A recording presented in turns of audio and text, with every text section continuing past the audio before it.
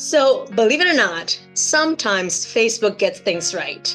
And this is one of those cases where they brought Caroline and me together. We had a conversation months ago, if you can believe it, but life gets in the way, things happen. We reconnected recently and we decided it was time to get on screen, get something together for you, and to share her insights and her inspiration as a coach, a deep listener, and someone who knows what it's like to lead from the heart. So, Caroline Sherrard, thank you for being with us today. Thank you, Marcy. Thank you so much for the invitation and the opportunity.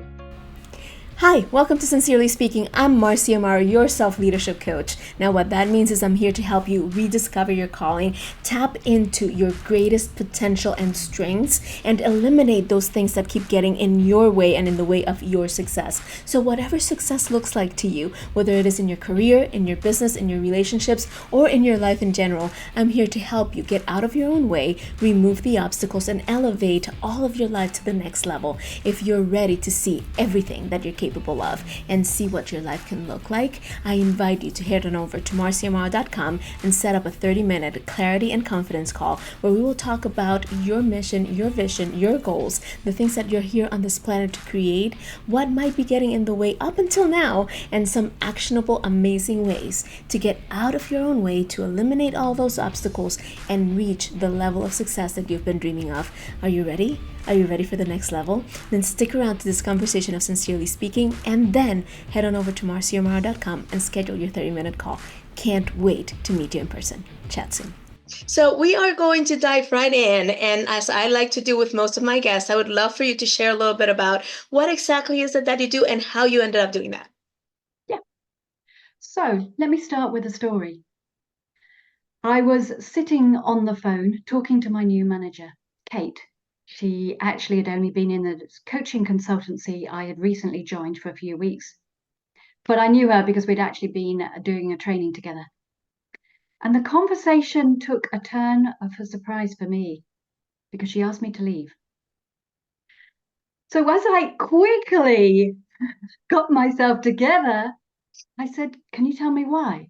And she said, "Yes, you're not comfortable in your skin." Hmm. Ow. It's like a punch in the stomach. Yep. The truth is, Marcy, she was right. Hmm. So I'd love to tell you, it's been years since that conversation. I'd love to tell you that the next day I woke up and was super comfortable in my skin, or that I could tell you about step 1, step 2, step 3, and hey presto. But it's been a long journey since then and a hard one. But along the way, I've learned a lot. I've learned a lot about the human condition, the mind, the body, what helps us, what doesn't help us. And so I now help people, well, entrepreneurs, with inner leadership skills and to help them be more present and comfortable in their skin, both in their business and their personal life, but also something I'm evolving called Speak from Your Heart. Hmm. And Speak from Your Heart is about that, really helping people with the authenticity and bringing more of them into their speaking, whether that's a talk or meeting or networking. And also, as we both know, and there are so many passionate entrepreneurs out there, but when it comes to talking about their business, they can find that hard. Yes. So I'm helping entrepreneurs with that as well.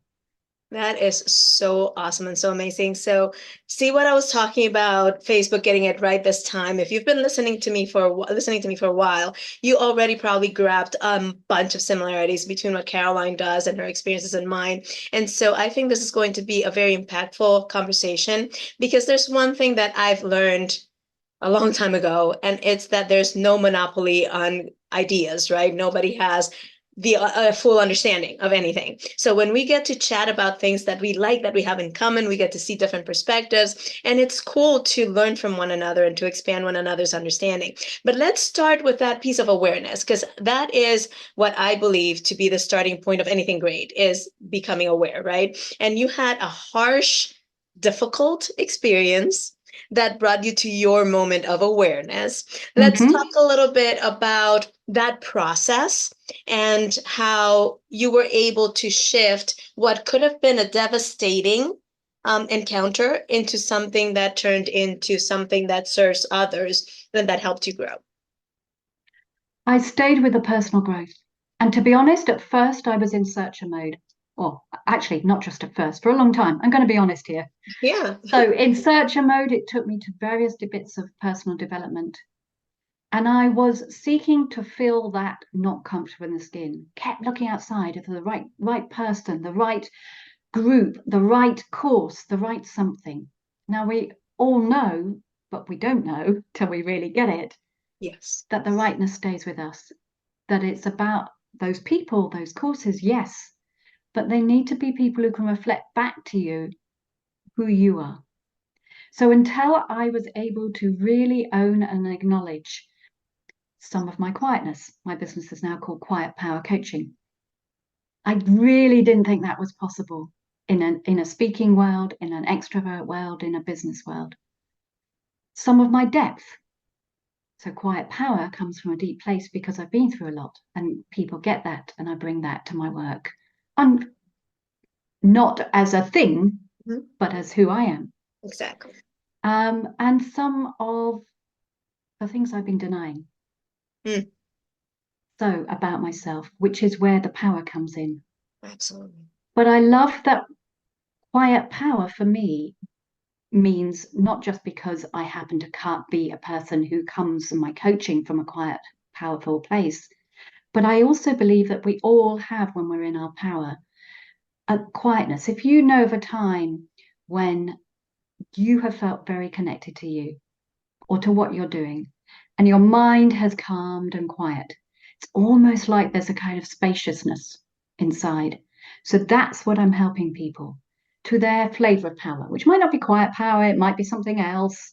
And it doesn't mean you have to be quiet. Sometimes people think, I only work if you're a quiet person. Absolutely not. Especially in the people who want to do talks, although actually a lot of quiet people are great speakers as well. But it's about really helping people with that mirrored as to the essence of who they are, which is, I know, the work you do as well. Yeah. So that's been my journey, and that's why it's so powerful. It is extremely powerful. Let's talk about that term quiet power for a second. We know that in the last decade or so, I would say, there's been more of an emphasis on understanding that introversion and quietness are not necessarily negatives, right? But I don't know about where you're from, but where I'm from, there's still quite a bias in favor of extroversion instead of introversion, right? And a lot of us are learned extroverts, if you can forgive that term, because we are in our essence quiet and introverted, but we have bought at some point into this notion that no, if we want to get far, if we want to advance, if we want to do the things, then we need to be bubbly and outgoing and have all these things that the extroverts, quote unquote, tend to have. And one of the rants that I've been on lately is that we all operate on sort of a continuum, right? Like there are moments when all of us are more introverted. There are moments when all of us are more extroverted. No one is better than the other. But in fact, the more you can discover in yourself the elements that you have of each and leverage your strengths in each, then you can get yourself in a position where you can be fully you, but at the same time, navigate different circumstances, right? So it's not about either of the extremes. It's not about completely changing who you are. And it's not about settling into the space of, no, well, that's who I am and that's who I will always be, right? So let's talk a little bit about how you see quiet power and authenticity playing into this notion of success demands for us to be a certain way. You explain it so clearly. Because, yeah, that was me. That's been other people I've seen. It's like wearing a facade, particularly as I did. I went into human resources. So the young professional world in my 20s and the people person, but there's still a facade. So that's been the journey to remove, well, not even consciously remove, but to allow what's behind and what's already there out. And that's, yeah. So now I've forgotten the exact question, but in terms of quiet power, actually, can you ask me again? Sorry, Marcy. It's all good. I gave a very long-winded intro into the question, so that's probably why. But just in general terms, how does quiet power play into not feeling like you have to give in to the pressure to be a certain way in order to move forward? That's it, because something occurred to me while you were asking. So some time ago, a friend of mine did a process with me because I had this constant battle with the introvert extrovert. Mm. And it was confusing. And what it leads to is a lot of exhaustion, some inner conflict, and then not turning up in a way that makes sense. And when you're a business owner, that really shows from the outside, and you Right. might not realize that. So the inauthenticity actually comes out. So the process this friend did with me, and I don't even remember the exact details, but out of it, she came out with this term which worked really well. She said, "You're a quiet people person." And that suddenly was like, oh, you mean I can be an introvert and still want to work with people and have people as my focus? Yeah.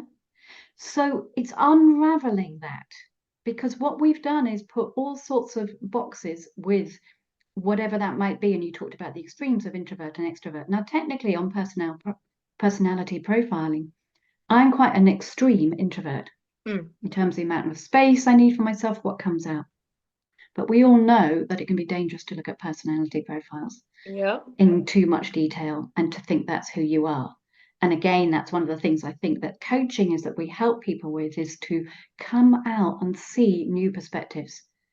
And so in terms of the quiet power, it is, you can have your flavor, mine being quiet power, and still be a people person, and still actually be, whether, so some people, I know there's this new term and idea that introverts can be social.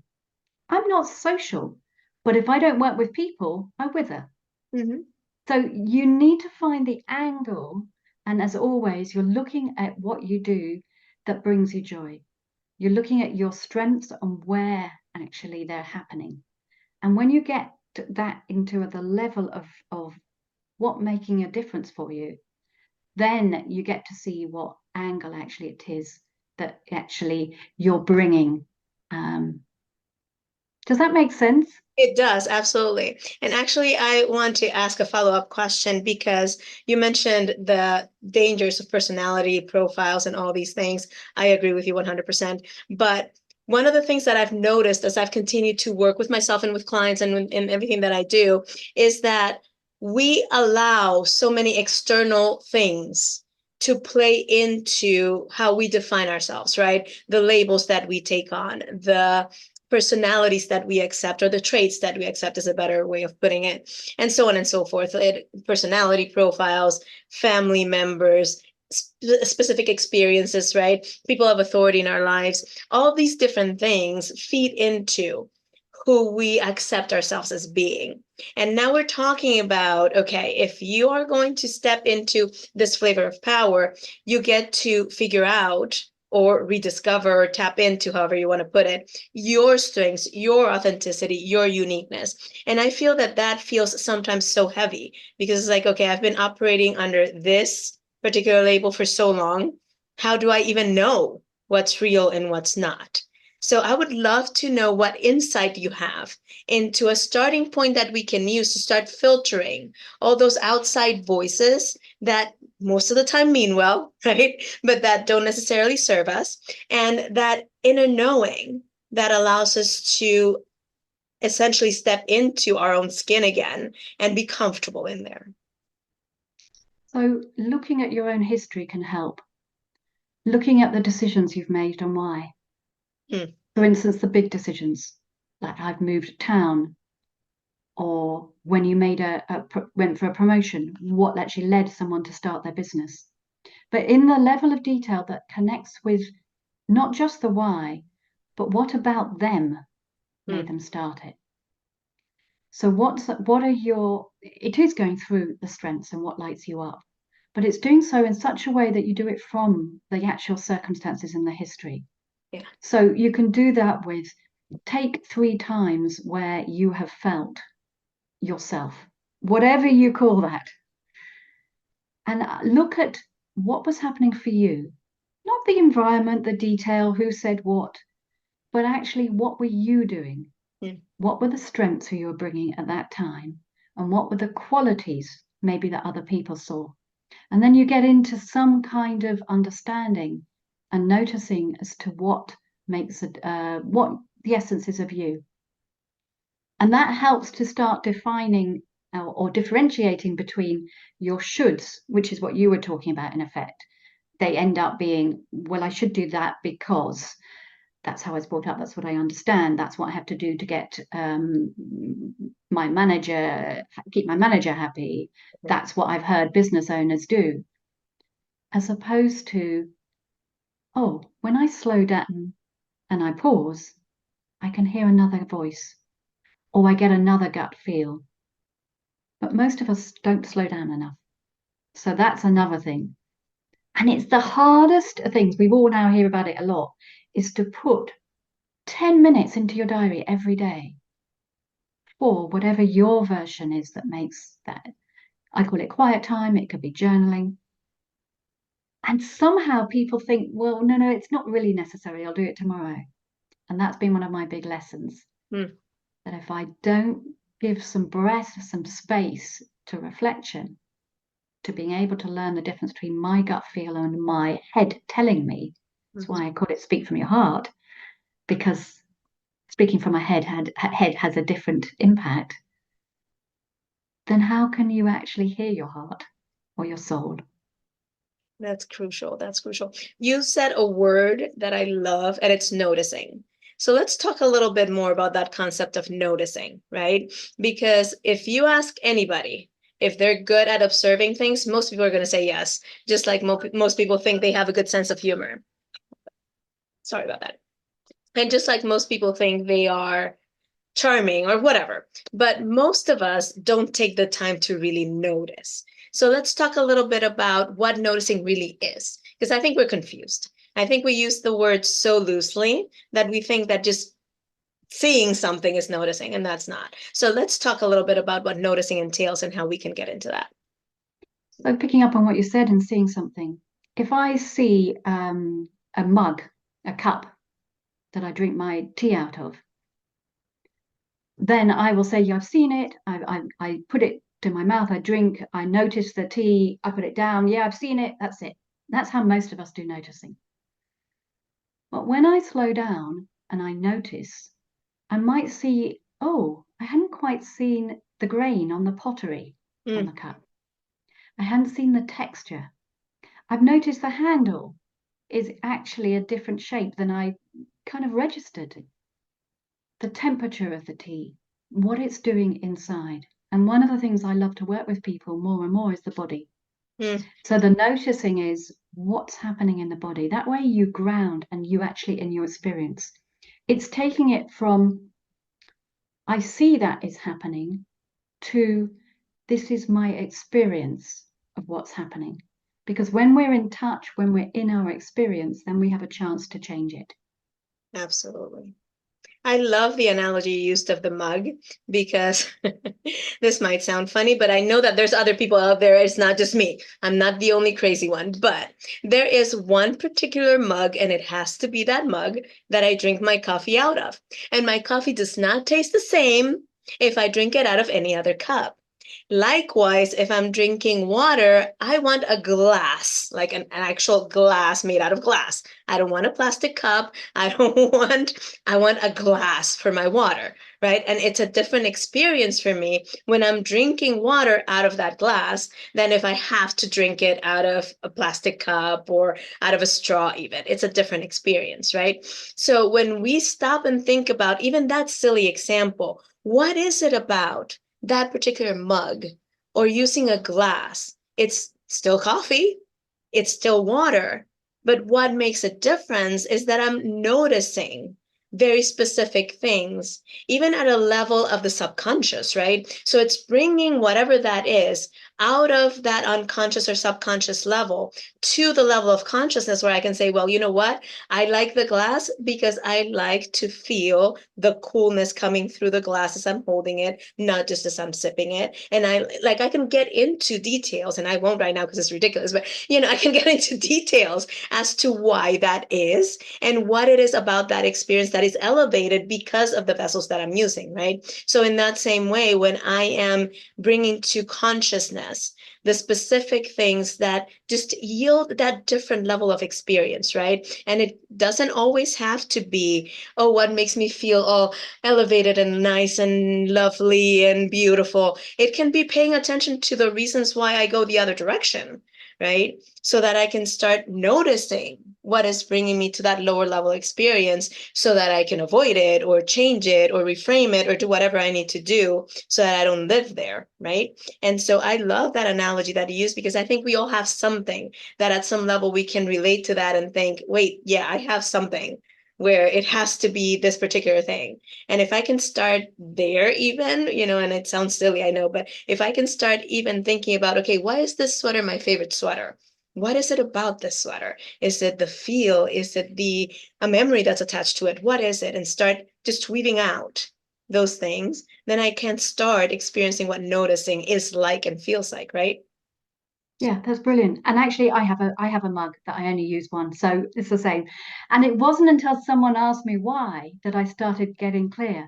And it's a really helpful exercise to do. And I've only just thought about this. So by the way, I haven't talked about this before. This just came out of my mouth. So it's great, because when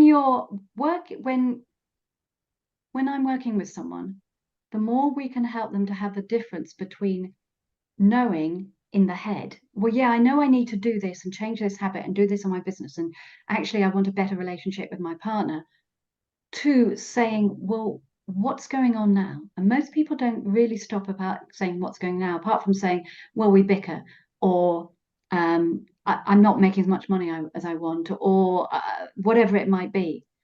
And when you get the noticing, then you start from where you are, not just the vision. Because in the coaching world and personal development, it's often all about the vision. Now, of course, you need the vision. It's absolutely imperative that someone knows where they're going and what their heart really wants and is working towards that. But when you don't start with where someone is, there's often a huge gap then and confusion. And so it's actually really important to help someone to slow down and look at where they are now. And that noticing then helps you to say, as you say, well, I see that when I'm talking to my partner, this is what's going on. This is what I'm bringing. It's not all about him. It's not all about her. And that increase in self-awareness is so fun and revelatory, and sometimes not so fun. But people just find it so much a discovery. I call it taking the inner journey for outer results. Wow. Because then they know what they're dealing with. Absolutely, absolutely. Now, for anyone watching or listening, because this is both on YouTube and on the podcasting platforms, and they're listening to us chat and they're like, okay, that sounds wonderful. You have all these things going and you were able to step out and find all these things, but I'm just not even sure where I can start, what I should be paying attention to. How do I even know if I'm this or that or the other? What would be a good starting point that you can recommend that would start them on the path to clarity so that they can know what their next step might be? I find that, in all honesty, a hard one, because it really depends what someone's working on. But here are a couple of ideas. One is to look at the habits that you do. So very often people saying, I must just change this. I know I should do that. I know. So slow down and choose one and actually associate it with something. So I was talking to a client the other day, and she was wanting to make a shift. So we actually said, okay, every time you go through a doorway in your house, pause and look at this. She wanted to be able to pause and breathe better and look at that breathing. So that association with an anchor really helped. And then the process is what went well, what didn't, but not as a way of beating yourself up, but as a way of learning about yourself. And when everything's that used as process of learning, then you can start looking at what you're moving towards. The other thing is to map out where you are now. There's the classic, what's it called? Life coaching wheels, the circle. Life wheel, yeah. Life wheel. I must be honest, I didn't used to give that a lot of attention, but I used it recently with a client, and she found it incredibly helpful because she realized actually things were better in one area than she realized. Yeah. So that can be on the internet. You can find that the life wheel. Mapping out where you are can be a starting point, as I say. Those are a couple of things. But the other thing is also start making a note of what goes well. Yeah. Very often our heads are so trained to see what the problem is. If you can, at the end of the day, find 2 or 3 things, just small things about what goes well, and to actually identify how you contributed to that, Yes. you'll start learning about your own strengths and what makes you tick, and more about yourself. And then you've got something you're building on. So that's a really good thing to start with.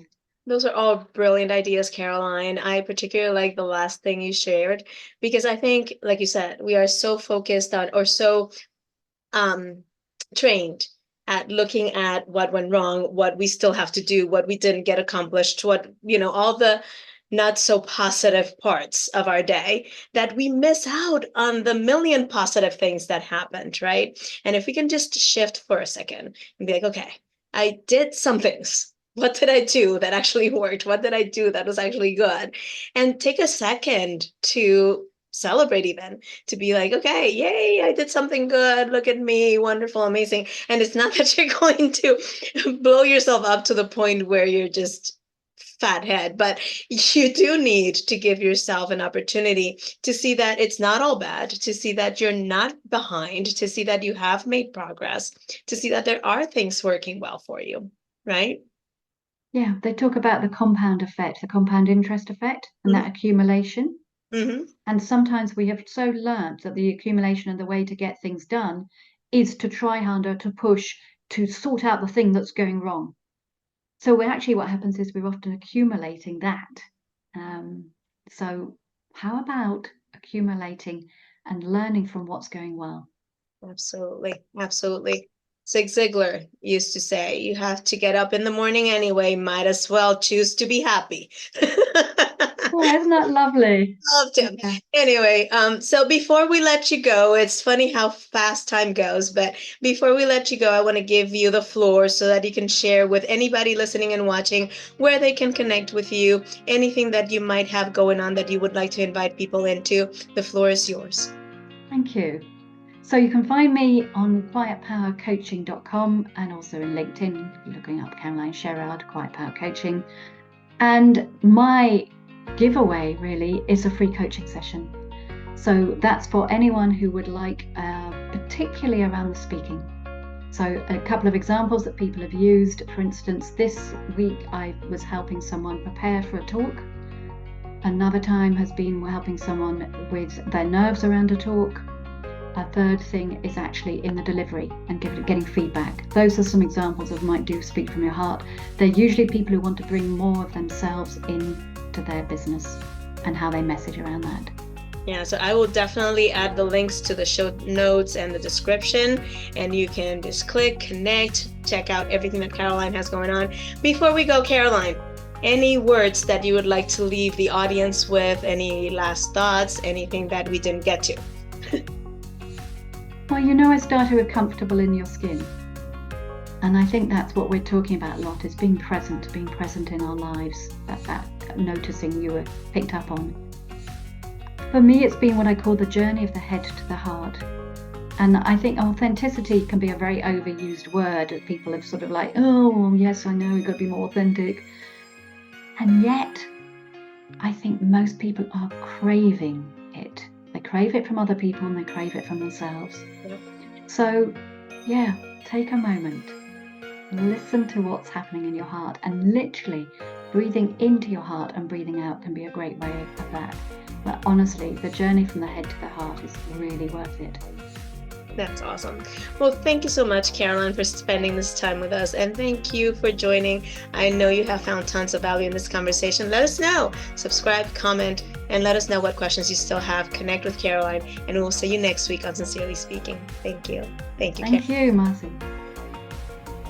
I hope you have found as much value and impact in this conversation as we found in creating it for you. If you have, then go ahead and share this with someone else in your life that you know might find it valuable. And in the meantime, don't forget about my offer to head on over to marciamaro.com and schedule your free 30-minute clarity and confidence call. We will talk through all your dreams, all your plans, all your goals, the things that might be getting in the way. And if it makes sense for both of us, I might invite you to join me in one of my programs or one of my coaching packages, but there's no obligation. And I promise you that this will be the best 30 minutes you've spent in a long, long time. So again, head on over to marciamaro.com, set up that time to chat, and I will see you on the other side. And in the meantime, share, subscribe, like, and I will see you next week here on Sincerely Speaking. Thank you.